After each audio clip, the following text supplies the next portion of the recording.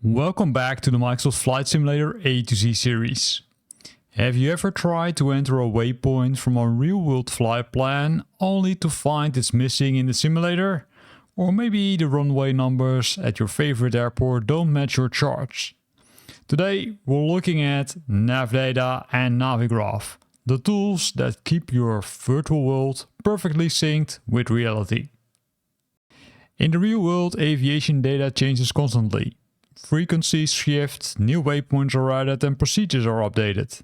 This happens on a strict 28-day schedule called the AIRAC cycle, which stands for Aeronautical Information, Regulation and Control. So where does this data actually come from? In the real world, agencies like the FAA and EASA release date. But airlines don't just download it from the government side. They use providers like Jeppesen. The nice thing about Navigraph is that it will use the exact same Jeppesen data which airlines like United, Lufthansa and Delta are using in real life. This means the transition levels, the radio frequencies and the exact GPS coordinates of a waypoint in your sim are identical to the ones a real 737 pilot is looking at right now. Navigraph is a service that takes this professional grade data from Jeppesen and brings it into Microsoft Flight Simulator. Without updated nav data, your plane's computer is basically using a map from last year, which can cause major headaches during complex arrivals. But for those who are not having Navigraph, there's also some good news because Microsoft and Asobo are also updating this AIRAC cycle on a regular basis. As soon as the AIRAC cycle is available, they will update it mostly in a few days, so don't worry about that. As already mentioned, there are two methods. One is the Asobo way, one is the Navigraph way. I'm gonna first show you the Microsoft/Asobo way. Keep an eye on the news and announcements or their Twitter channel or their X channel I should say, because they will announce when AIRAC cycles are updated. Here you can see the latest one is already from 18 days ago. It's this nice announcement where they will simply say, okay, hey, what do you need to do? And as you can already see, it will be automatically installed when launching Flight Simulator. In some cases, they will add some additional notes, such as for Flight Simulator 2024, they included some specific fixes. That's the easy way, right? You don't need to think about it. Simply start Flight Simulator and then you're good to go.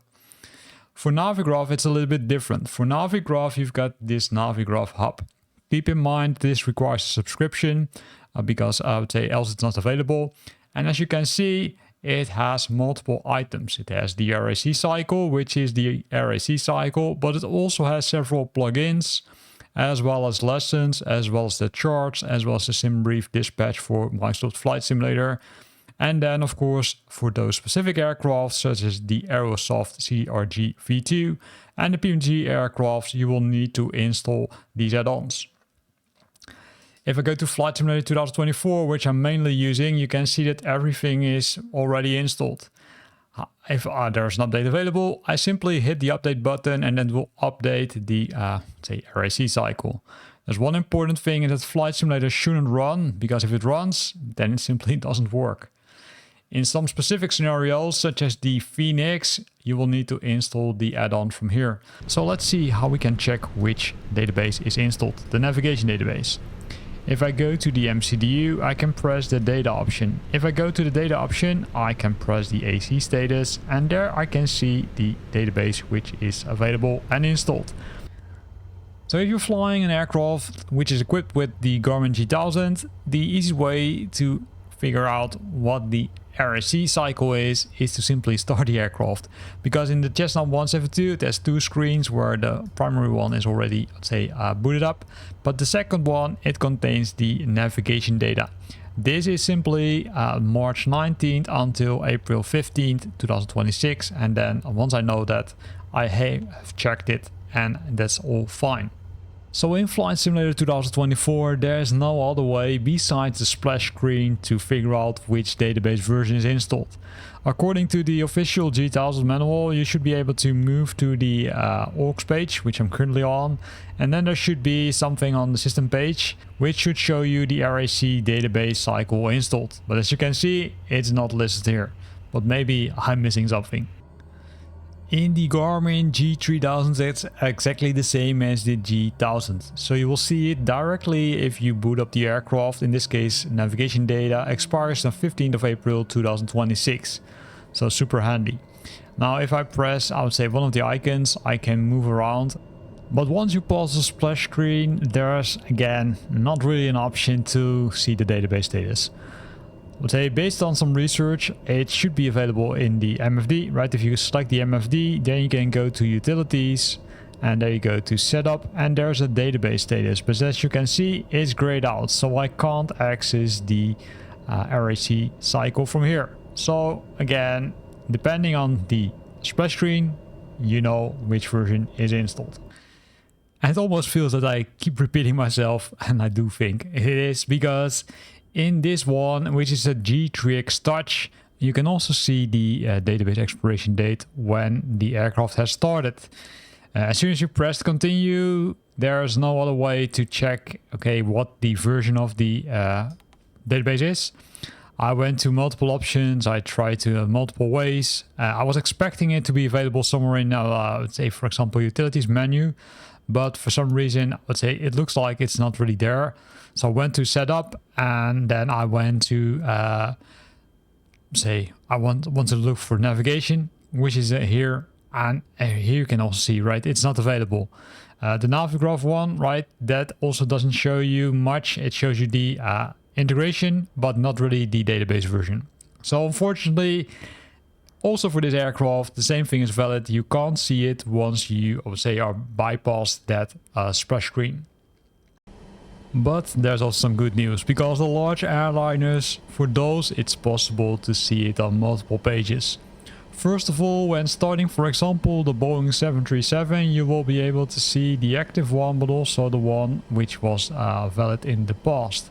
This is super nice because this, I would say, allows you to switch between the two. So in this case, it's the working title one, as you can see over here. And if you're in one of the other menus, for example, the init page or maybe the whole page, you can still access it. The way is a little bit special. You need to go to the menu option. Inside the menu option, you go to the settings and there you go to the index, which gives you this overview. In the overview, you click on ident and there you will be able to see the navigation database. So that's how you can exit, even though you already bypassed the splash screen. Then we've got the CG4, which is equipped with the ProLine interface. And here's the same thing, you can see it when you start the aircraft. You will be able to see the active database, and in some cases there's a secondary database, but in this case they didn't add it, right? So that's something for you. Now, let's assume that you're on a different page. Can you still go to it? Yes, you can press the IDX page and then go to the status page, which will show you the active database. So for the larger aircrafts, it's possible. For the smaller ones, like the general aviation ones, it's not possible to look back, but you are depending on the splash screen. But enough talked about this. Let's now jump to the charts. As already mentioned, Navigraph releases several tools, including the tools which are now integrated into the EFB, where you will find the Navigraph charts. The Navigraph chart is also available as a Windows application, or for those who prefer to open it on a tablet, it's also available there. So if you open it, you will get a lot of information. The tablet might be a little bit too small to see, but this is what you will get, right? You can see in this case the flight route on the top, you can see the charts over here. And the nice thing is that you can change those charts. You can say, okay, hey, I want to have IFR high, low, VFR, satellite, world map, and several other ones, including the FAA, IFR high and low, as well as the VFR charts for Europe. If I change the map, it will look like this. So you can easily see that I can nicely, say, switch between maps if I want to see different views of the world. So let's have a closer look at the Charts app. Currently, I've opened it up in Windows, which contains, let's say, a lot of other additional features compared to the EFB one. And to be honest, I also like this a little bit more compared to the EFB one because it's a little bit bigger. As you can see, I loaded the flight because you can see there's, I would say, a departing airport. And if I would scroll to the right, there's a destination airport. And in between, there are a lot of Navaids. And those Navaids are also plotted on the map. Currently, it's set to high IFR, but you can also set it to auto. In that case, it will figure out itself, hey, is it an IFR low or high flight? That's based on the, I would say, SimBrief data, because I programmed this flight using SimBrief, or I planned this flight using SimBrief, and then loaded it up into the charts app. It can easily be done by going to the flights, and then I can go to unload in this case, and I can say import, and then I can say import from SimBrief, and then I can load the flight over here. And then once done, I can hide it. But I can also look at a lot of interesting things. Because here we see the originating airport, here we can see the active runway, we can see the departure, we can see that we can click on these items. And if we click on these items, it will open up the respective data points. So in this case, it shows me the weather. In this case, it shows me the departure. And you can see there's a lot of integration also with third-party tooling like Real, Eval, Pilot Edge, VetSim, and the latest one and the newest one is sayintentions.ai. Really cool tool. I saw it, still need to try it, and didn't have time yet to have a look at it. If we are now going back to the flight, we can also see that there is a departure, there's a transition, and for the destination there's also an arrival, right? A standard terminal arrival route as well as the transition. But there's no approach selected yet, and we can do that while we're speaking. But first, let's have a look at those other maps, because we also have the world map, which shows it like this. And then you see that the view is much cleaner. So what do all those lines mean? Well, in this case, these lines are the borders, right? The borders between United Kingdom, France, and Belgium, and Netherlands. But if we switch to the IFR high or low, we can also see that there are some, let's say, borders. Those borders are the airspaces. And for example, until here, the airspace is controlled by Paris. But if you cross the line, it will be moving to London. And the closer you get to airports, the more, let's say, sections you will see. And that's why you also are transferred from one channel to the other one, to the other one, to the other one, because it has been split up in sections. So that's why you are talking to different ATCs during your flight. Besides that, there's a lot of interesting information on this map. Well, you might ask, okay, what? Show me. Show me the interesting information, because there's so much. Yes, you're right. There's a lot of information on this. For example, here we see until here it's Amsterdam, but we also see a lot of these lines. These lines will show like the airways, including in some cases some additional information. And if you see where are those airways end up, they most likely end up into what we call a Navaid. In this case, a spikerbore. You can see the radio frequency, you can see the code, which is SPY, and then 113.3, and the let's say angles via which you need to approach it. In this case, you can also see that some of the items are, let's say, having different, say, icons. But that's due to the fact that in that case it's a different Navaid, right? If I select this one, I can see it's a waypoint, it's a VFR waypoint. If I select spikerbore, for example, it's a high altitude. It has DME, which means distance measure equipment, and it's a co-located one, which means it's likely co-located with another type of beacon, and you will be able to see the Morse code. Watch my previous videos, because I showed you how you can listen into the Morse code, although it's really hard to listen at in Microsoft Flight Simulator 2024 as well as 2020. If we're zooming in further on the map, and this is both applicable to the high VFR, but also the low VFR, as well as the VFR, you will see that there is a lot of information. In this case, you can see that there is an IFR area for the VFR map. If I move to IFR low, I can see different lines are being shown.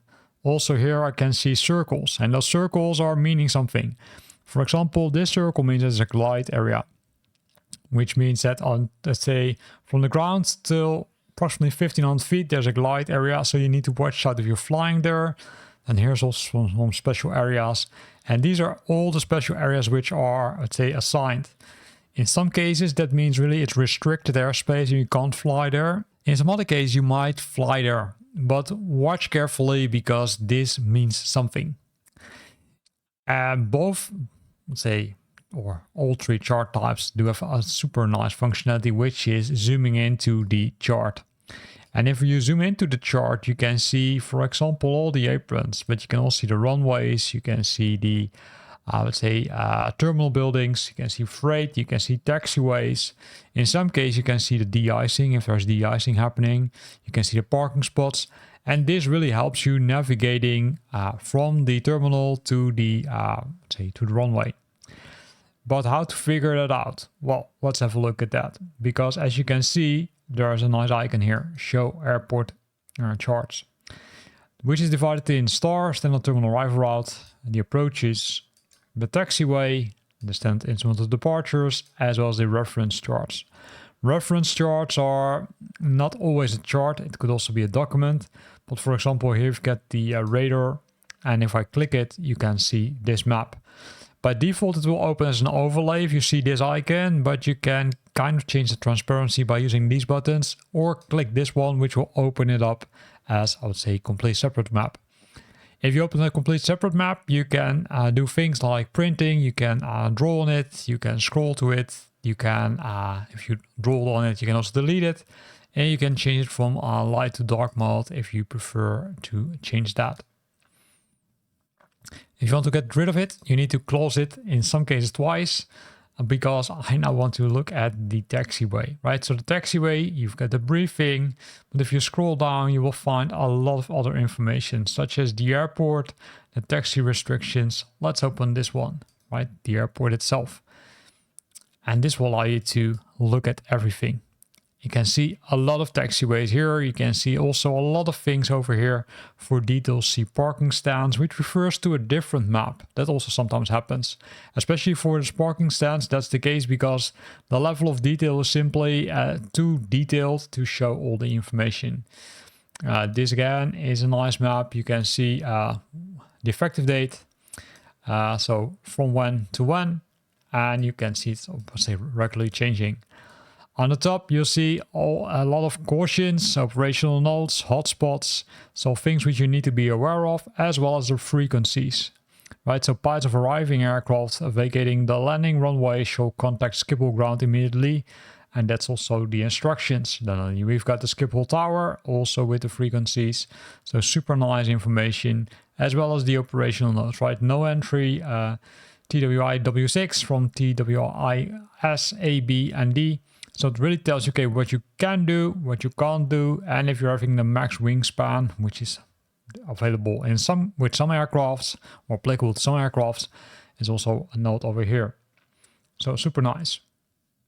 But let's close this one, because in this case we need to figure out, okay, hey, where do we need to fly? We can see that SimBrief already, it's a kind of predefined a flight, and you can see that pink area. That pink area simply means this is a part of the flight. In this case, it's a standard instrument of departure. And the nice thing about Navigraph is that you can select it. And in that case, it will open the departure, which means Volk 3S. We're transitioning at eGrid, which is the last point of the SID. And then I can see the information. Again, I can also click this icon, or click this icon if I prefer to have the overlay, and then I can get more information about this.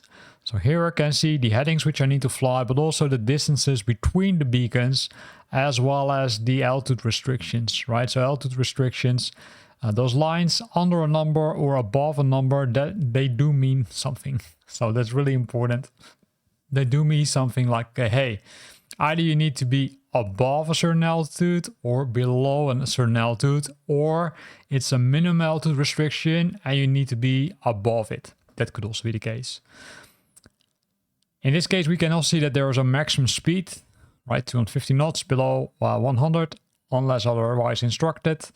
And also here we can see some information, right? Execute takeoff immediately after receiving the clearance due to conversion, approach and departure procedures, which simply means, hey, the same runway might be used by the same aircrafts, right? One which are departing and one's taking off. Could be, most cases not. Then remain on the tower frequency until passing 2000, then contact skip all departure. In most cases, this will be instructed by the tower itself, which will say, hey, you need to contact skip all departure. For departure, instructions refer to 10.3, and 10.3 then refers to a document. In this case, document, if you look at the SID, you will find a lot of documents.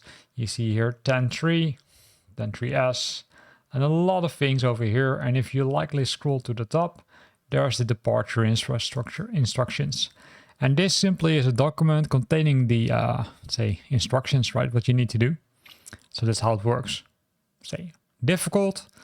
I would say I doubt, but it's a lot of information which you need to take into account when departing from the airport using the SID. Also here you can see the date, the effective date, and more details on that. So as you can see, it takes us to InGrid or ISGrid, and then it will go into a different color, right? If I deselect this one, you can see it now goes into purple, because this is the Enroute. So the Enroute part takes us to the other side of the sea, of the North Sea. You can see that the large portion is still under the Amsterdam control, right until here. And after Summum, you will be transitioned to London, which takes some time. For this part, of course, you can click on it, but all those Navaids are likely individual segments. In this case, you can see that there's an Airway segment, AppNet to MRIF, that's one segment. And you can also click on the other one. And based on that, you can see the distance, you can see the minimum flight level, which is the F055, that's the minimum flight level, the distance, the maximum flight level, and that helps you, right? It helps you understand on which level you want to fly, or at least the minimums. But in most cases, you're instructed by the ATC. Also for these, I would say specific Navaids, you can select them and then it will show you information. It will show you the coordinates, the magnetic variation, the usage, where you can use them for, and the role, in this case, Enroute, which simply means, hey, it's part of the Enroute. Then after Tebra, we are, let's say, in the London airspace, but it already happens here right after Summum. And then you can see there's a change right here. You can see flight level 055, where here you can see, hey, the minimum altitude is flight level 100. So likely we need to increase our altitude here, likely. It really depends. I'm not sure, but that is how I understand it. Besides that, if you go to the next part, it's green. And this green part is the standard terminal arrival route. In this case, it will tell you the identifier, for which runways you can use this star, and then the transition. And then it says visible on chart, Barmy 1G, Conan, and Tebra 2G, RNF, ARRS. And you can again open them by pressing this one. And then you'll see the flight level, right, Barmy. This means above, or I would say at 260, and 220, 140, and then 70, although it's not above, it simply means you need to be at 260. Sorry, I'm incorrect, 260. And then you will see that there are different approaches, right? You can either approach via Conan, which is likely if you arrive from Belgium or France. Then Barmy is a little bit more to the north, and then we've got Tebra, and Tebra is over here. So you can also, I'd say, start here. And depending on that, you need to keep an eye on your speed, because the speed is still 250 knots below flight level 100. Also in this area, you can see the different distances between the different Navaids as well as the headings. And then you can also see kind of these things, right? These are the holds. Holding points only, flyover for holding only. It's also being instructed, so keep an eye on that. Also on this one, there are several warnings. Do not proceed beyond Timba without HC clearance. So you can't go further than this unless you receive clearance.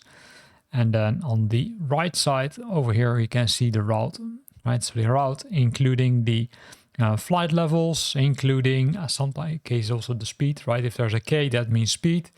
If there's an FL, it means flight level. But what after this? Well, that's a good question.